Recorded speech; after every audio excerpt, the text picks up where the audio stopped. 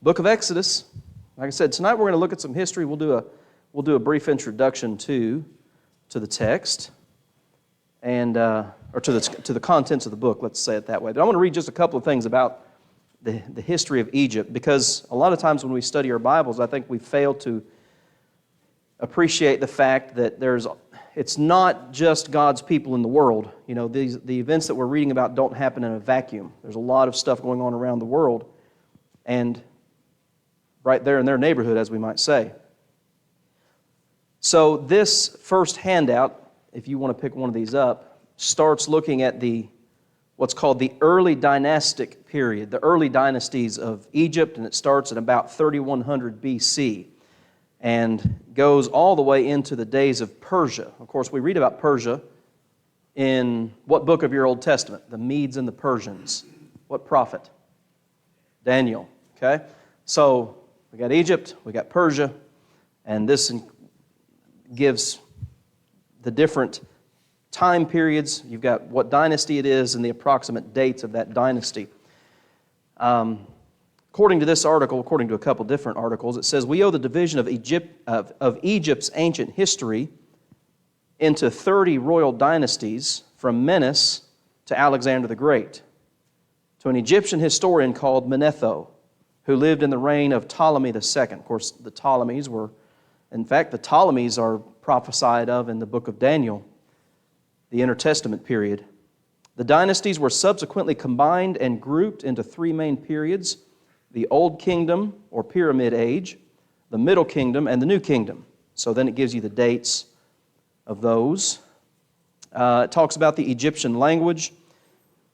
When you think about writing, do you remember what the Egyptian writing style was called, with the signs and hieroglyphs? Yes. So it talks about that a little bit, and then various other languages. Perhaps you've heard of Coptic. The Coptic language, that comes to us from Egypt. Let's see. List of dynasties of Egypt, of ancient Egypt.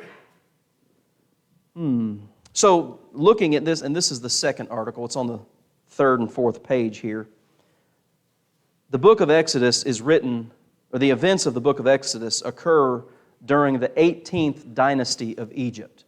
And the 18th dynasty is approximately 539 BC to 1292 BC. In fact, this particular article, the first thing under that particular time period says, the Hyksos were driven out by Ahmose I, the first king of the 18th dynasty.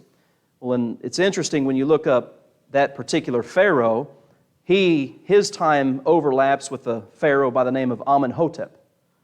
And Amenhotep is believed to be, that they were kind of like co-regents, they reigned together. And it was during that time that Moses is in Egypt, the Israelites are in Egypt.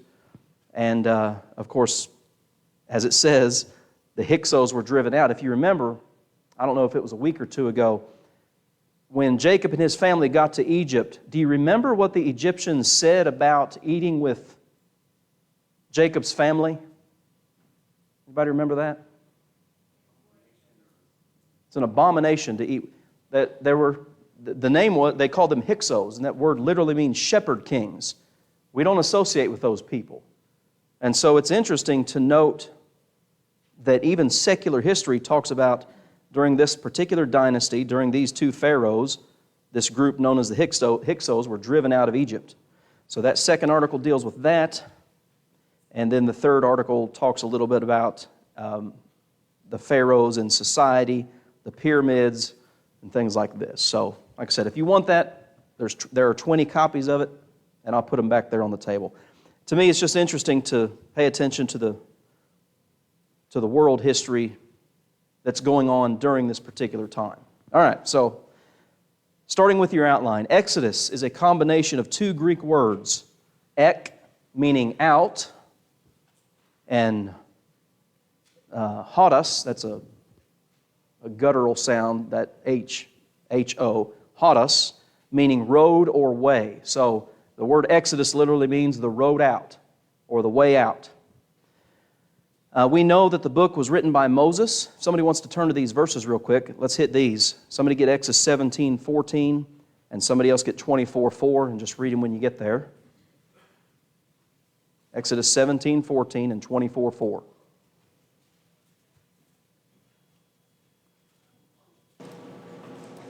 The Lord said unto Moses, write this for memorial in a book and rehearse it in the ears of Joshua.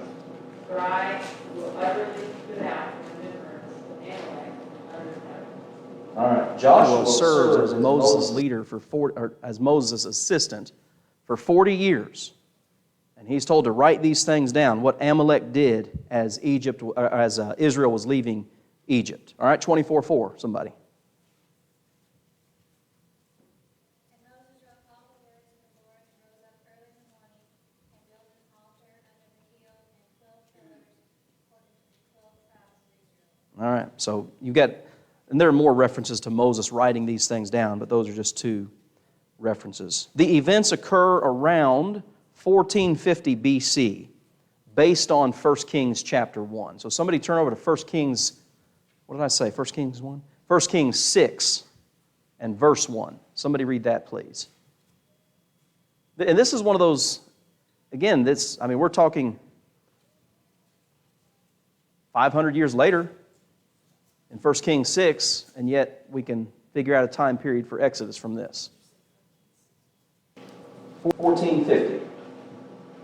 Somebody read 1 Kings 6 and verse 1. It came to pass in the 480th year after the children of Israel were come out of the land of Egypt, in the 4th year of Solomon's reign over Israel, in the month Ziph, which is the 2nd month, that he began to build the house of the Lord. Okay. 480 years after they leave Egypt, isn't that what it says? Well, we know that Solomon's temple was built around 975 to 970. So you add 480 to that, you're looking at approximately 1450 or so when these events occur. That's the answer. The temple was constructed around 970 BC. That's your next blank there.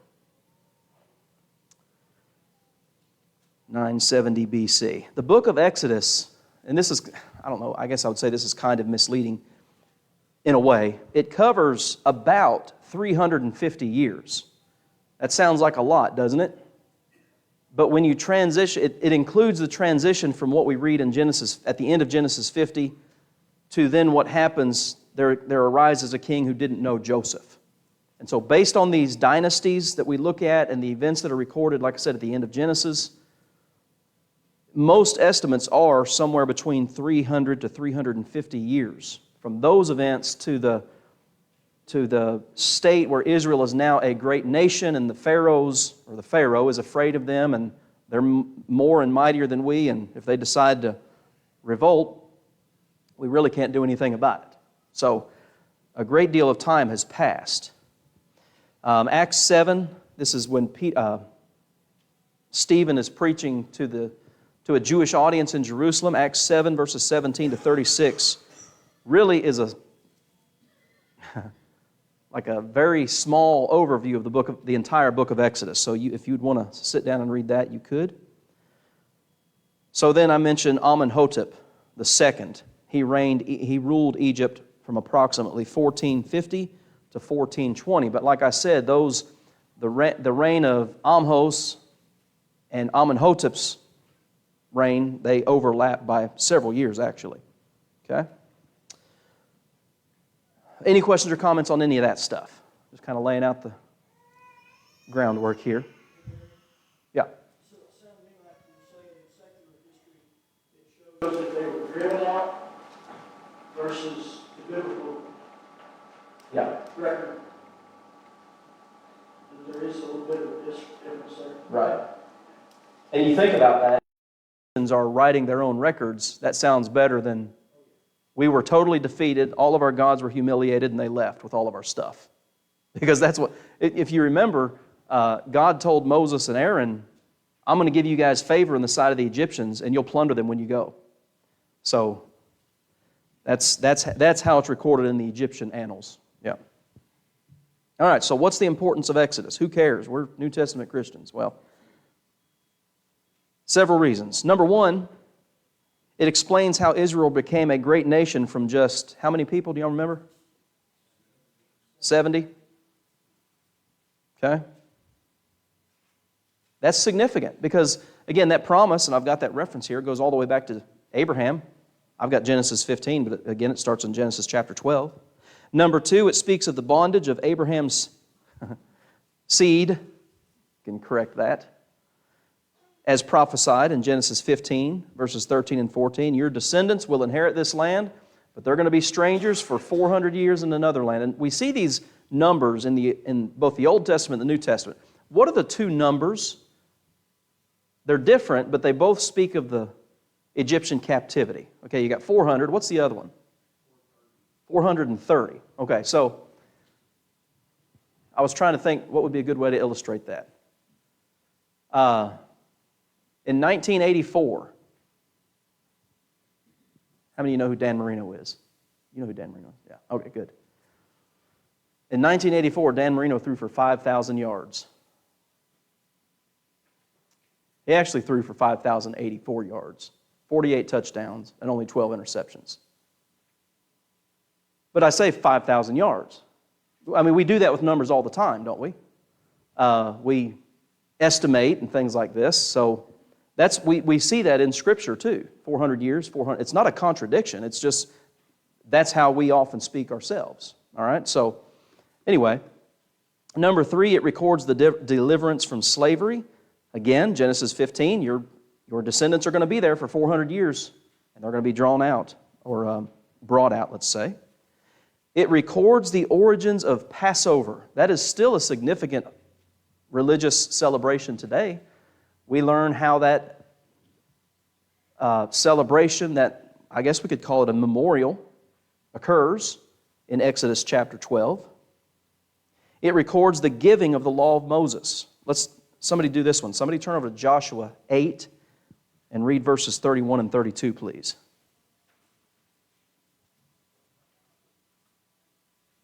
Joshua 8, 31 and 32. As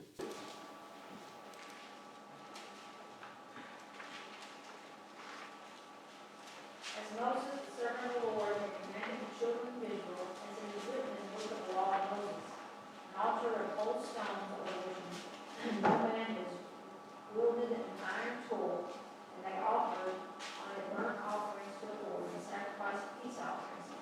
And there, in the presence of the children of Israel, he wrote on the stones a copy of the law of Moses, which he approved. All right, so you've got a couple of different references there. You've got the children of Israel, the stones, the law of Moses, the Ark of the Covenant. You've got all of that stuff being mentioned. And so, and that's one of the interesting things to do with all your Old Testament books is look at the cross-references that you find in the New Testament. Okay, so I kind of skipped over Passover, all right? Can you think of a New Testament reference that applies to us about the Passover? Anybody? I was just asking. I didn't know. Somebody turn to 1 Corinthians 5. And I want you to read, make it verses 5, 6, and 7. 1 Corinthians 5, verses 5, 6, and 7. And passages like this tell me, or illustrate for me, and should for you too, the significance of knowing your Old Testament. 1 Corinthians 5, 5, 6, and 7. Deliver such a one to Satan for the destruction of the flesh, that his spirit may be saved in the day of the Lord Jesus. Your glory is not good. Do you not know that a little leaven leaveneth the whole lump? Therefore purge out the old leaven, that you may be a new lump, since you are truly unleavened. For indeed Christ, our Passover, was sacrificed for us. If you didn't know the story of Passover, that would be absolutely meaningless. What's the deal with leaven and purging out the old leaven with Passover? Passover was a celebration that lasted 1 week, and what couldn't the Israelites have in their house? Leaven. What does leaven do? It rises, it influences whatever it's put in, it influences the whole thing. And There's sin in the church at Corinth, and he says, you've got to get that leaven out of there, that sinful influence, because our Passover has been sacrificed. Get out the leaven. Get out the sinful influence. Okay? So it records that. It records the giving of the law of Moses, and the final one there is it details the construction of the tabernacle, which / becomes the temple. We're going to kind of move through those sections rather quickly. It starts in Exodus 25, and there are some other events that are kind of peppered throughout chapters 25 to 40, but there are a lot of details that we're not going to sit here all night and just read verses about the size of the curtains and how it's all put together. We're just going to note some things and move on through those records. But that's significant because, like I say, the tabernacle, you might say, foreshadows the temple. The tabernacle is a movable tent that as they're wandering through the wilderness, that's when they set up camp. They set up the tabernacle. They offer their sacrifices and such. So, any questions or thoughts on all of that? I give you a basic outline of the book of Exodus here. We're not going to go through all of that, but it's just good to be able to break it down a little bit. Like I say, so number 6 there, the tabernacle blueprint. You notice that's Exodus chapters 25 to 31. Well, then 32 and 33, you've got idolatry while Moses is up on the mountain. Well, they've got to renew the covenant then, and then the tabernacle's built. So there are quite a few chapters that we'll just move right on through. And there's just not a lot of comment to be made in those chapters. All right, let's talk about Exodus in the New Testament. So why does this matter right here? This is where we'll spend most of our time tonight. Again, okay, so we're living approximately 3,500 years post-Exodus. I mean, why even take the time to study this? Well, just look at this list here. You've got all 4 Gospels, Acts, Romans, 1st and 2nd Corinthians, Ephesians, Hebrews, James, 1 Peter, and Revelation. You've got half of your New Testament mentions or directly quotes individuals from the book of Exodus, events, locations. The book of Revelation talks about the Song of Moses being sung in the presence of God on His throne. It's kind of like, well, think back to when we started the book of Genesis, okay? What do all these mentions in the New Testament do for us as biblical students for the book of Exodus?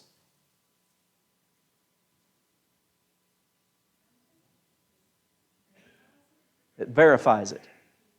You've got documents that are written 1,500 years later that, again, specific individuals, specific events, specific locations. I'll tell you what, let's do this by way of one example. Turn to 1 Corinthians chapter 10. 1 Corinthians chapter 10. We're not going to read all of these verses, but it just illustrates the point I'm making here.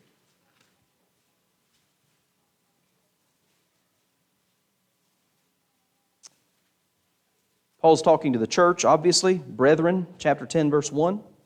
All of our fathers were under the cloud and passed through the sea. All were baptized unto Moses. You ever thought about what that means?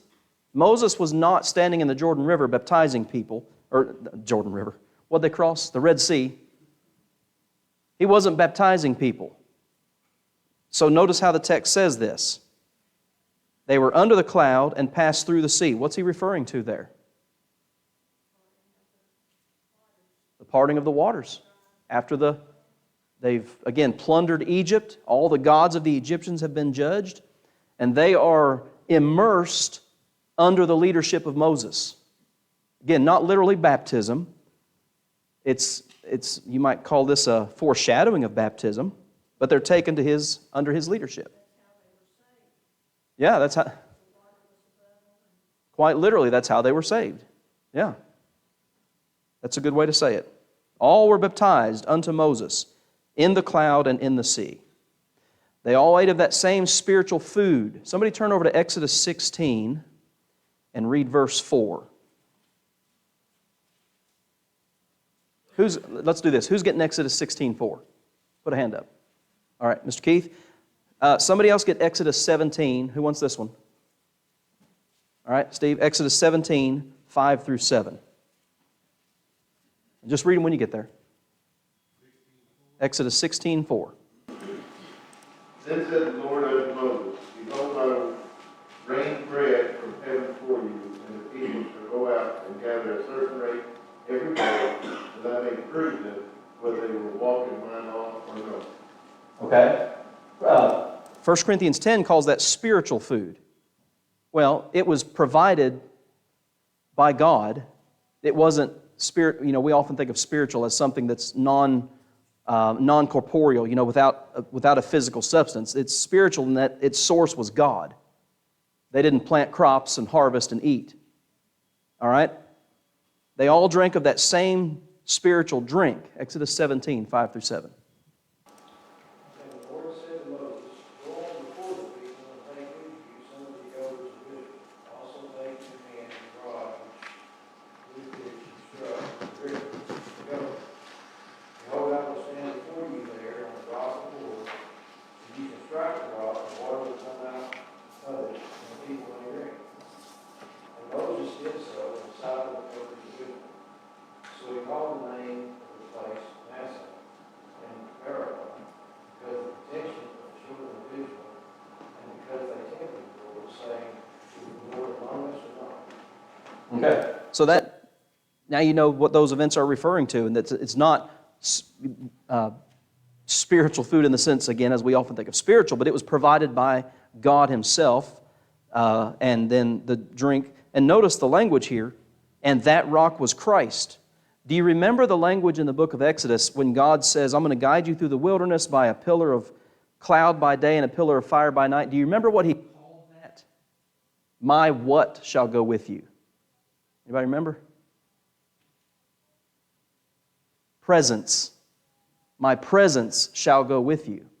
Paul indicates, I guess I would say more than indicates, who was that? Christ. Now, obviously his pre-fleshly state, but I think it also refers to it, if I'm not mistaken, as the angel of the Lord went with them. So we see that language referring to Christ in your Old Testament. All right, so you've got the baptism of Moses, spiritual food, spiritual drink, those things provided by God. But God was not well pleased with them. And then He gives a variety of reasons as to why, beginning in verse 6. And so that's just one example. And I said, half of your New Testament documents refer to events, places, people that we find in the book of Moses. The book of Exodus. I guess it is the book of Moses. But the book of Exodus. All right? What else was I thinking? There was another one I was thinking of that I wanted us to look at.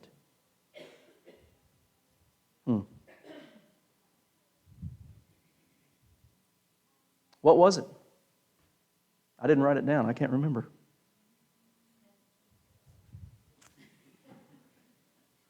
Who said that? And what did you say? Romans. It just hit me. Romans chapter 9. Sorry. When I'm sitting at my desk typing this stuff out, I know exactly where I'm going, and then I don't write it down or type it out. And here you go. Somebody... All right, we're in Romans 9. Who wants to... I'm sure you love how I do this. Who wants to go back to Exodus 33 for me? All right, Jay, go to Exodus 33. And I want you to get verse 19. Who wants to go to Exodus 9 for me? John, all right, Exodus 9. And I want you to get verses 13 to 16. Okay? So we're in Romans chapter 9. Somebody start reading verse 15 there.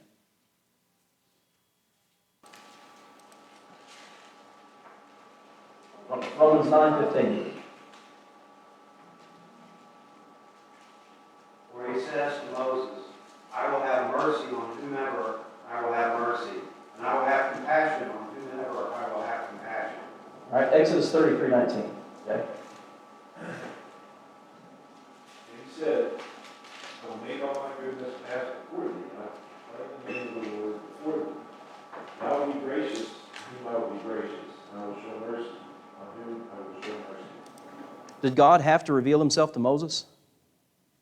No, but He chose to. And that's the point that Paul's making there in Romans chapter 9, that God God, in essence, can do what He wants. Now, we know that He is limited by His Word. You know, the psalmist, what is it, Psalm 138:2? Thou hast magnified Thy Word above all Thy name. God's not going to violate what He's revealed about Himself in His Word. Okay? And so, He didn't have to reveal Himself to Moses, but He chose to do that. I'll have compassion on whom I will. Okay? Romans 9, somebody read verse 17. The Scripture says to Pharaoh, for this very purpose I have raised you up, that I may show my power in you, and that my name may be declared in all the earth. John, Exodus 9, start in 13 there. And the Lord said to Moses, Rise early in the morning and stand before Pharaoh and say to him, Thus says the Lord, God of the Hebrews, let my people go, that they may serve me. For at this time I will send all my plagues to your very heart. All right, stop right there. I will send all my plagues to your very heart. All right, so the hardening of Pharaoh's heart. The Bible says it in two ways. Pharaoh will harden his heart, and how else does it say it? I will harden his heart. Okay? Now, skip down, John. Read verse 16 and 17. But indeed, for this purpose I have raised you up, that I may show my power in you, that my name may be declared in all the earth. As yet you exalt yourself against my people, in that you will not let them go. Okay, so the end of the Exodus, all right? This is chapters 12, 13, and 14 of the book of Exodus. Where does Pharaoh end up at the end of that account? Pharaoh and the Egyptians. What happens to them? They die in the Red Sea. Okay? What John just read is a pretty decent amount of time before that. God says, I could just kill you now. But why does God do what He does with all the plagues? According to that verse. According to verse Exodus 9:16. Because I'm going to show my power through you. You could die right now, but I've got a bigger plan here. And again, that's carried out with the 10 plagues. That's carried out, of course, with the death of the firstborn, the institution of the Passover, their deliverance. All of that happens. So, you've got these, and Romans chapters 9, 10, and 11 are extremely significant chapters because they're ultimately talking about the salvation that comes through Christ. But what Paul is articulating throughout those 3 chapters is God has had a purpose, God has made promises, and He has fulfilled His will in all those things. And He uses multiple examples. He quotes, if you just read those 3 passages, I've got some notes here in the margin of my Bible. You've got Genesis, Exodus, Hosea, multiple references to Isaiah, Psalms, Deuteronomy. It's just Old Testament passage after Old Testament passage. And again, and you guys know me, many of, I won't say all of them, but many of my sermons have references to the Old Testament because one way it's been worded is the Old Testament is the New Testament concealed, and the New Testament is the Old Testament revealed. You cannot know one without knowing the other. And we really can't appreciate the character of God, His scheme of redemption, without the book of Exodus. Let's do this real quick. Turn over to Exodus chapter 34. Exodus 34. This is just after the idol worship at the foot of Mount Sinai, and that's just kind of crazy to me because you're within a matter of months of them leaving Egypt. It's not very long. Moses goes up in the mountain. How long is he up there receiving the tablets? 40 days, 40 nights. And, well, he's dead. And Aaron says, well, bring me all your earrings, your nose rings, bring me all your gold and jewelry, and we'll make us a god. This is after all of that has happened. God, and he states this, I'm going to kill them all, Moses, and I'm starting over with you. Moses intercedes, and the Lord doesn't do that. He does punish them, of course, but that's the whole context of this. Somebody read Exodus 34, verses 5, 6, and 7. Now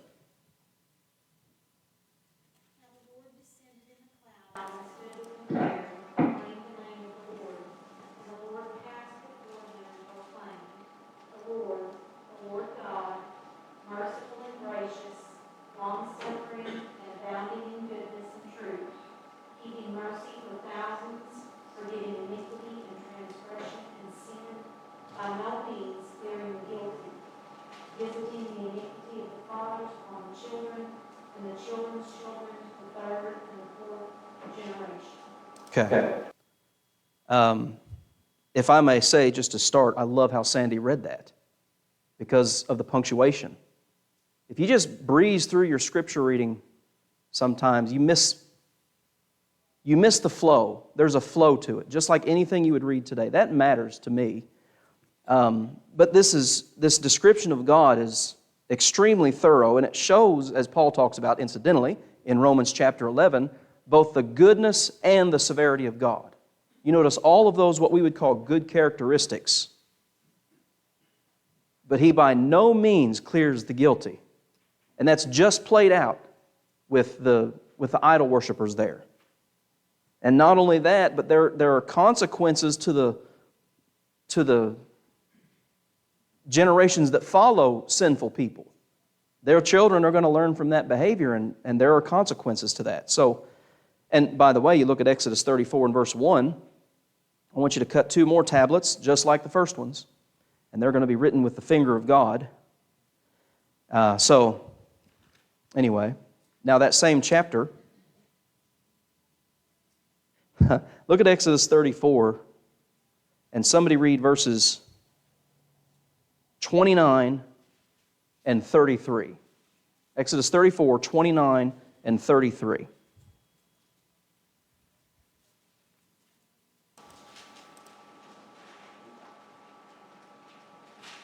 But whenever Moses went in before the Lord to speak with him, he would take the veil off until he came out, and he would come out and speak to the children of Israel whatever he had been commanded.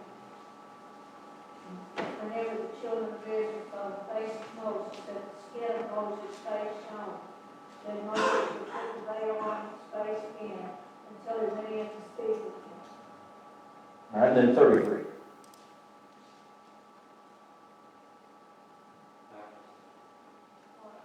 That was 33? Yes, 29. Oh, okay. What am I looking at? All right. So listen to this. Okay, let me ask you a question first. All right, so you have this veil, his face shone. After he finished speaking with the children of Israel, he put a veil on his face. Whenever he went in before the Lord, he would take the veil off. Do you remember reading in the New Testament what's going on here? And what this signifies?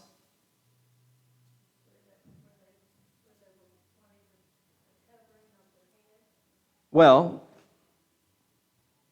2 Corinthians chapter 3. I'll give you the answer here. 2 Corinthians chapter 3 is talking about the transition from the law of Moses to the gospel of Christ. And he talks about the law. He refers to it in a variety of ways. He calls it the ministration of death engraved on stones, 2 Corinthians chapter 3 and verse 7.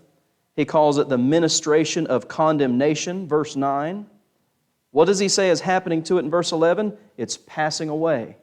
Okay, so 2 Corinthians chapter 3 and beginning in verse 12. Therefore, since we have such hope, we use great boldness of speech. He's talking about Christians.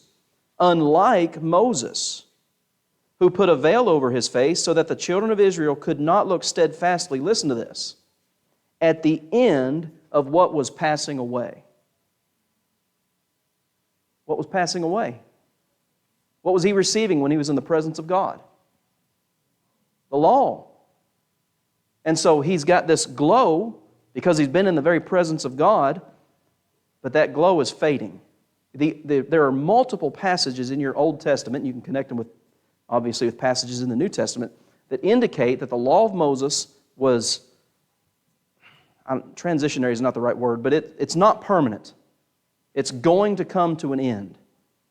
And so 2 Corinthians chapter 3, really the whole chapter, is an extremely important chapter in discussing or in understanding the the temporary nature of the law of Moses. He didn't want them to see that that was passing away and that the glory was essentially fading away from Moses, but it signified the passing of the law. Any questions or comments on anything tonight? All right. We'll get into the text next week. No, we won't. Next week, Michael Clark's going to be here to speak to us about his work. So in 2 weeks, we'll get into the text of the book of Exodus. You said that he didn't want them to know that the law of Moses was passing away. But then there did come a time where it was known that the law of Moses was going to last forever. Right. What was the transition? What was that last part?